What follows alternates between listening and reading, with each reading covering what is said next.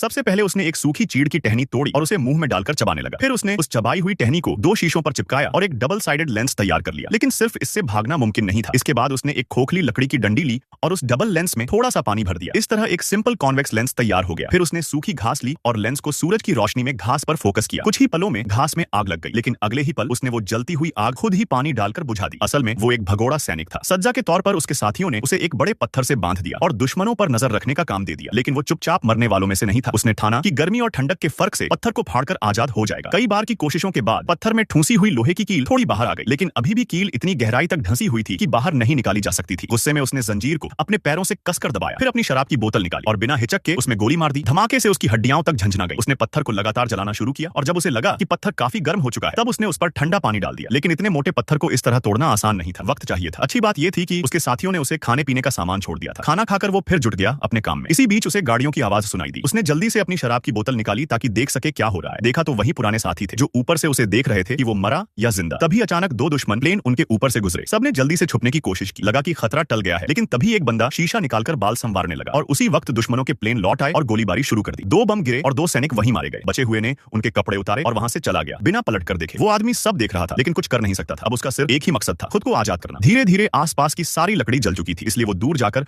और लकड़ी इकट्ठा करने लगा। किस्मत से वहां जलावन काफी था और इस तरह एक और दिन बीत गया। अब उसके पास पानी भी खत्म हो गया था और कील अभी भी आधी ही बाहर आई थी। उसने आखिरी दांव खेला। सारी गोलियों से बारूद निकालकर इकट्ठा किया। एक बड़ा सा गिलास भर गया। फिर उस बारूद को कील के आसपास भर दिया, ऊपर सूखी घास डाली और भारी पत्थरों से उसे दबा दिया। फिर उसने घास में आग लगा दी। धमाका हुआ और कील और ज्यादा बाहर आ गई। उसने जोर से लात मारी, लेकिन वो अब भी हिली नहीं। वो हार मानने वाला नहीं था। एक बड़ा सा पत्थर लाया और पूरी ताकत लगाकर कील पर मारने लगा। पता नहीं कितनी बार मारा, लेकिन आखिरकार पत्थर में दरारें पड़ने लगी। उसने आखिरी बार पूरी ताकत से कील खींची और 3 दिन बाद आजादी मिल गई। उसने जंजीर को जमीन पर दे मारा और जोर से चिल्लाया और फिर उसी रात वहां से चला गया, ये कसम खाकर कि अब कभी भगोड़ा नहीं बनेगा।